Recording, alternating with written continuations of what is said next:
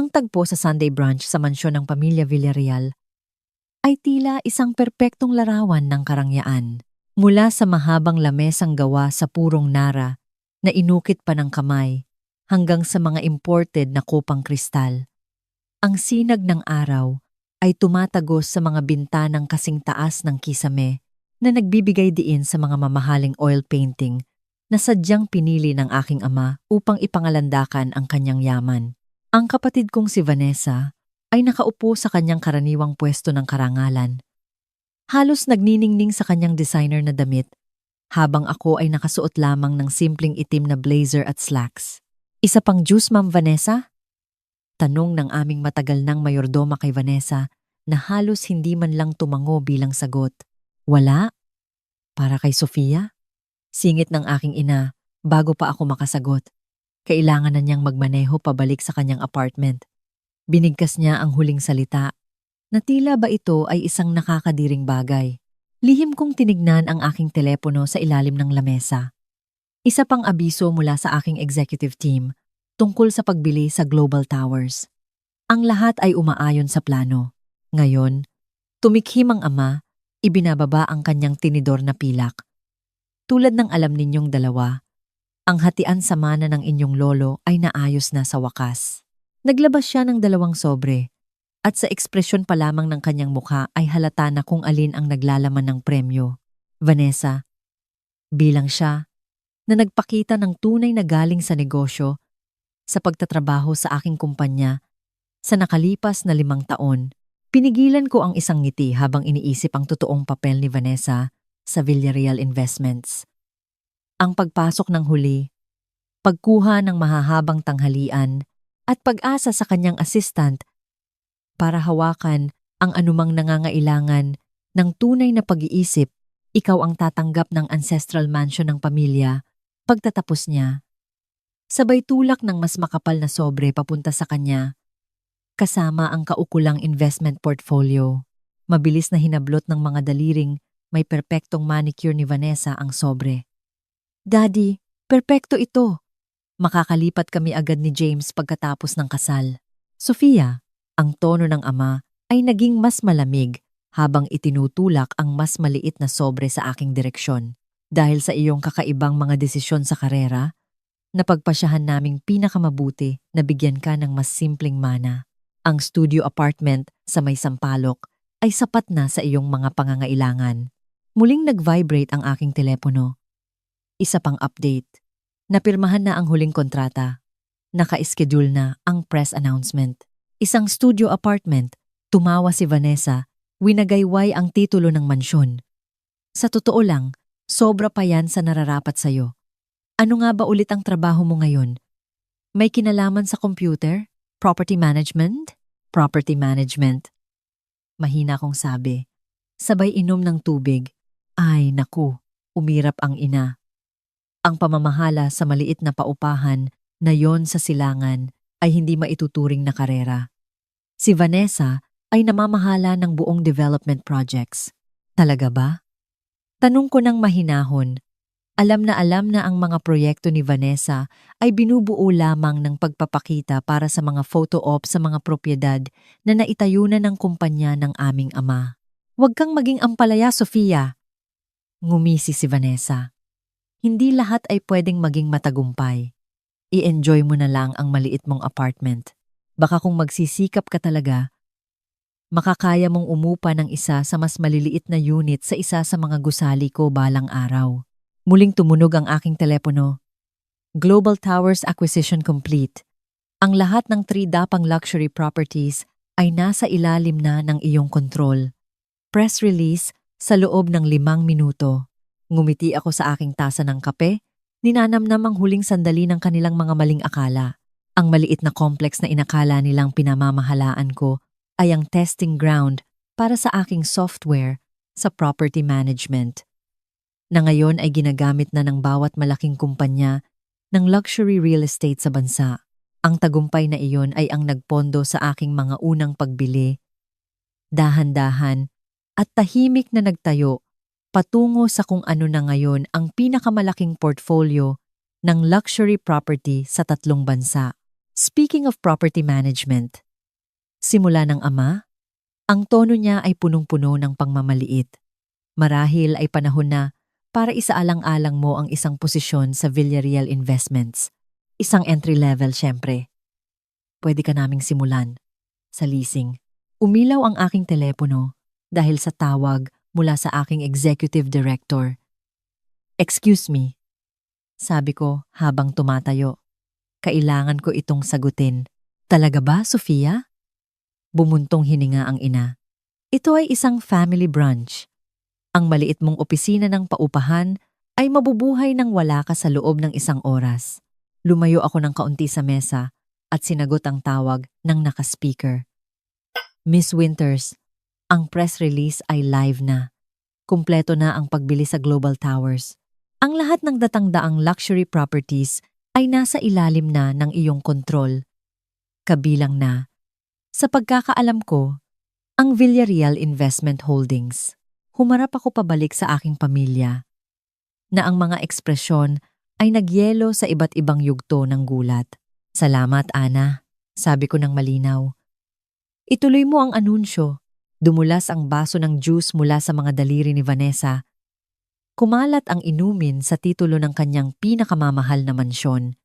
Na simula noong 5 minuto ang nakalipas ay akin na talaga.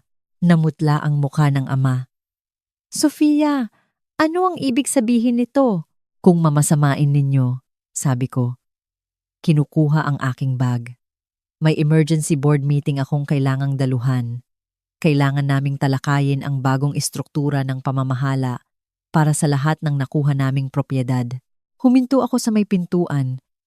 Pinahihintulutan ang aking sarili ng isang maliit na sandali ng kasiyahan.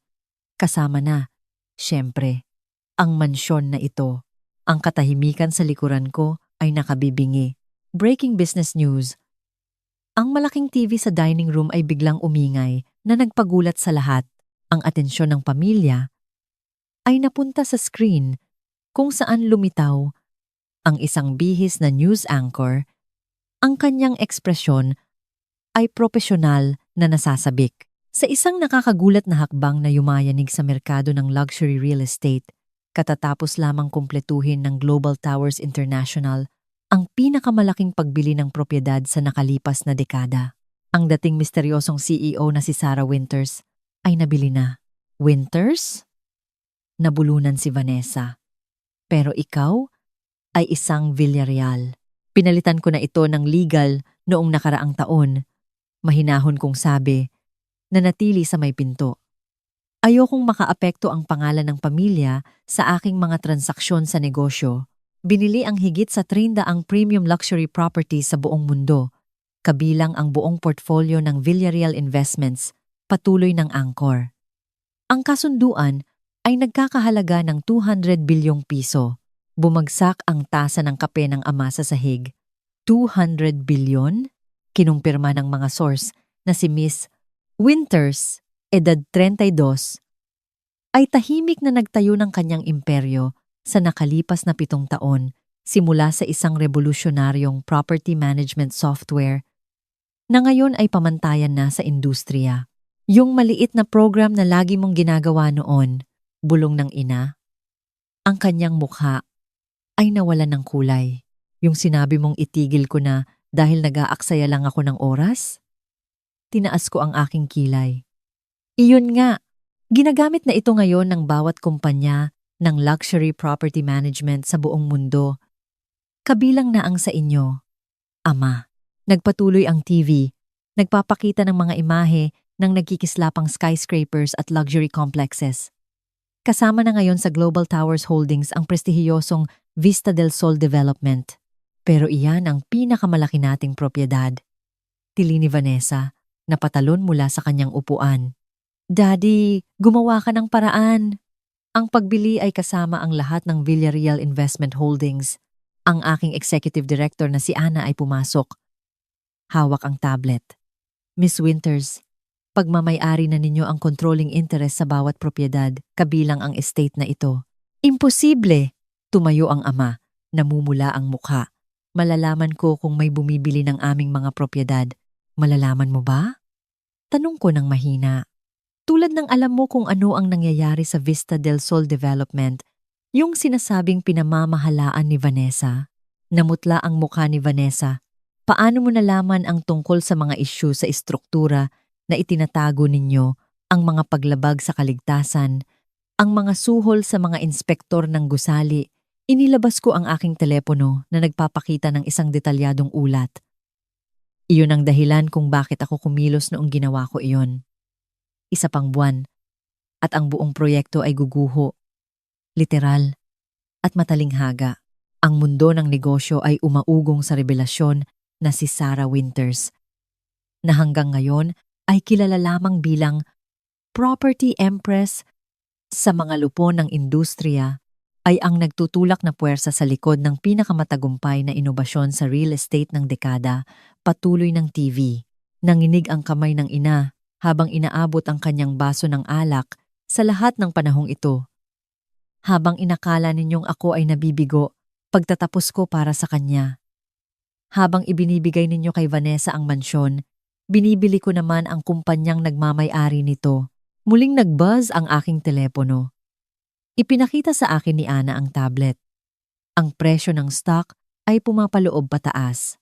Aayusin ng kapatid mo ang lahat. Baling ng ama kay Vanessa. May desperasyon sa kanyang boses. Alam niya ang property management. Kaya niya, hindi. Hindi niya alam. Matalim kong putol. Alam ni Vanessa kung paano gumastos ng pera, hindi kung paano gumawa nito. Ang tanging dahilan kung bakit hindi pa bumabagsak ang Villarreal Investments ay dahil ang software ko ay nakaka-detect at nagtatama ng kanyang mga pagkakamali sa nakalipas na 2 taon. Napaupo pabalik si Vanessa sa kanyang upuan. Ang titulo ng mansyon ay nalukot sa kanyang nanginginig na mga kamay. Miss Winters, nagsalita si Ana. Naghihintay na ang board at nasa linya 1 ang mayor tungkol sa sitwasyon ng Vista del Sol. Sofia, parang awa mo na. Tumayo ang ina, nanginginig ang boses. Pwede natin itong pag-usapan bilang isang pamilya. Tulad ng pag-uusap natin tungkol sa mana ko, ngumiti ako ng malamig. O ang mga desisyon ko sa karera. O ang hindi mabilang na beses na binaliwala ninyo ang trabaho ko bilang libangan lang. Ipinapakita na ngayon sa TV ang aking opisyal na corporate photo na kinunan noong nakaraang linggo. Sinasabi ng mga sources na ang net worth ni Miss Winters ay tinatayang mahigit 350 bilyong piso na naglalagay sa kanya bilang isa sa mga pinakabatang self-made female billionaires sa mundo. Inabot ng ama ang mga papel sa kamay ni Vanessa. Nanginginig ang kanyang mga daliri. Ang titulo ng mansyon ay nasa ilalim na ng pagmamay-ari ng Global Towers, kumpirma ni Ana. Kasama ng lahat ng iba pang propiedad ng Villarreal Investments. Si Miss Winters na ang may ganap na kontrol. Pero saan kami titira? Ang boses ni Vanessa ay nawalan na ng lahat ng kanyang dating kumpiyansa. Tinignan ko ang aking relo. Isang simpleng Patek Philippe na mas mahal pa sa kotseng binili ng ama para kay Vanessa noong huli niyang kaarawan. Well, nabalitaan ko na may magandang studio apartment na available sa Sampaloc. Yung inakala ninyong nababagay para sa akin. Ang katahimikan sa kwarto ay ganap. Basag lamang ng patuloy na balita tungkol sa tagumpay ng aking kumpanya. Ngayon, kung mamasamain ninyo, tumalikod ako para umalis, pagkatapos ay huminto. At Vanessa, tungkol sa mansyon. Baka gusto mo nang magsimulang mag-impake. May ibang plano ang Global Towers para sa propiedad na iyan. Makalipas ang 2 linggo, nakaupo ako sa aking penthouse office sa tuktok ng headquarters ng Global Towers. Nirerepaso ang mga pagbabagong ipinatupad sa aming bagong pinalawak na portfolio. Ang pader na puro salamin ay nag-aalok ng tanawin ng lungsod.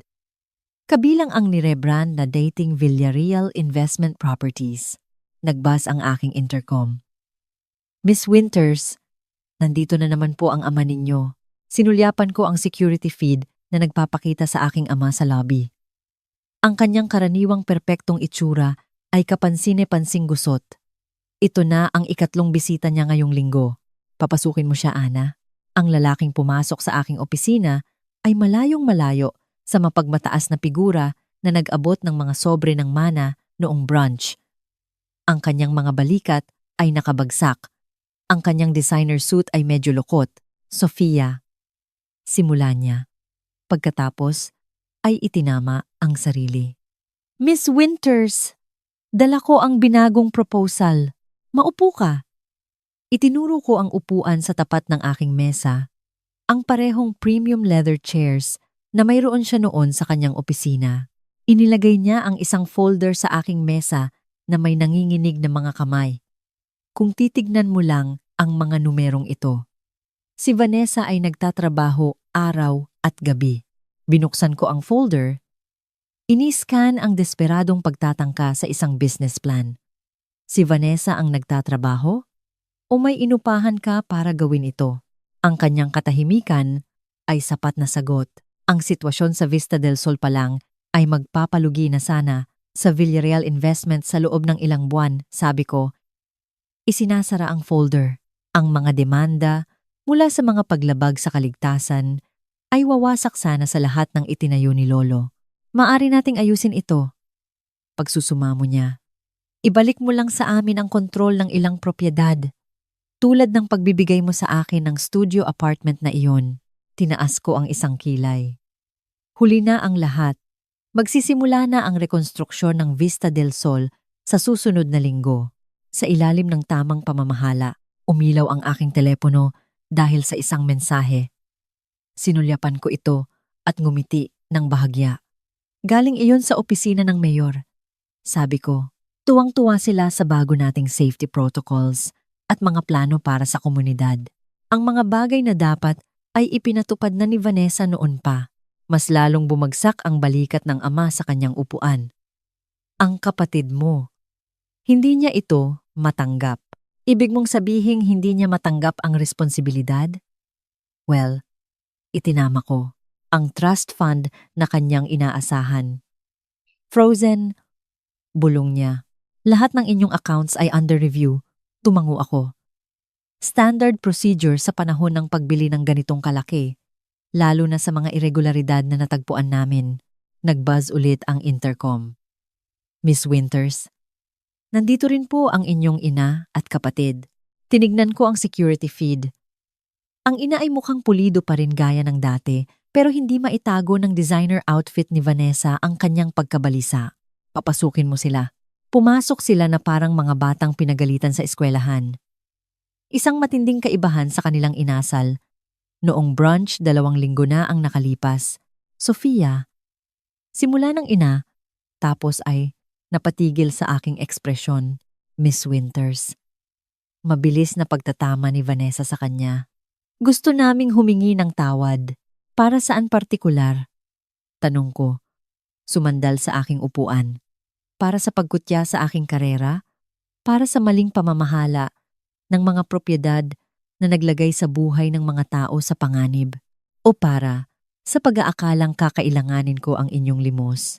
Nalukot ang mukha ni Vanessa. Ang mansyon, ang aming tahanan, ay gagawing Technology Innovation Center. Matatag kong sabi na may focus sa pagsuporta sa mga babaeng negosyante. Ang uri ng suporta na hindi ko kailanman natanggap mula sa pamilyang ito, pero saan kami titira? Nanginginig ang boses ng ina.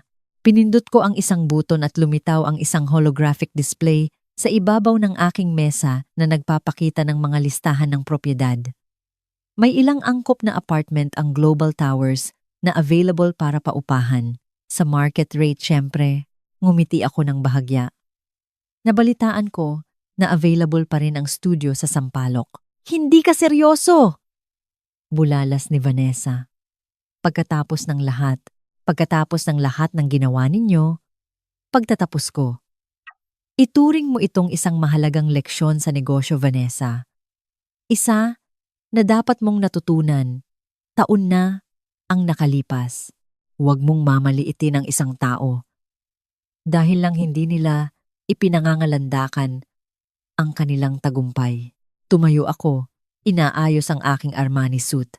Ngayon, kung mamasamain ninyo, may board meeting ako. Magsisimula na ang renovasyon ng mansyon sa susunod na buwan. Habang tumatalikod sila para umalis, talunan, nagdagdag ako ng isang huling pahabol. At Vanessa, yung maliit na kompleks sa silangan kung saan akala mo nagtatrabaho ako, mas mahal na ngayon ang halaga niyon kaysa sa lahat ng iyong mga bigong development projects na pinagsama-sama. Malaki ang nagagawa ng tamang pamamahala. Sumara ang pinto sa likuran nila at humarap ako sa skyline ng lungsod. Ang aking imperyo ay itinayo hindi sa manang yaman o koneksyon ng pamilya, kundi sa talino, pagsisikap, at ang matamis na kasiyahan ng pagpapatunay na mali silang lahat. Nagbuzz ang aking telepono ng isa pang mensahe. Kumpirmado na ang cover story ng Forbes para sa susunod na buwan, ang Property Empress. Paano itinayo ni Sarah Winters ang isang imperyo ng real estate habang hindi nakatingin ang kanyang pamilya? Ngumiti ako. Inaalala ang lahat ng mga family brunch na iyon kung saan binaliwala nila ang aking computer hobby. Ngayong nakaupo sa aking penthouse office, pinapanood ang pag-alis ng aking pamilya sa security feed ng gusali, napagtanto ko na ang pinakamagandang higanti ay hindi lang ang tagumpay. Ito ay ang tagumpay na hindi nila nakitang parating. Kinuha ko ang aking tasa ng kape. Isang simpleng tasa. Hindi ang marangyang kristal na lagi nilang gusto at nakipagtagay sa aking refleksyon sa bintana para sa maliit na apartment. Bulong ko at sa lahat ng bagay na idinulot nito. Lumubog ang araw sa ibabaw ng aking lungsod. Nagkakalat ng gininto ang liwanag sa logo ng Global Towers na ngayon ay nakapalamuti na sa dating Villarreal Investment Buildings. Minsan, ang pinakamaliit na mana ay maaaring humantong sa pinakamalaking imperyo lalo na kapag hindi nila ito nakikita. Huwag hayaang ang opinyon ng iba ang magtakda ng iyong halaga. Simulan ang pagbuo ng iyong sariling imperyo ngayon. Kahit gaano pa ito kaliit sa simula,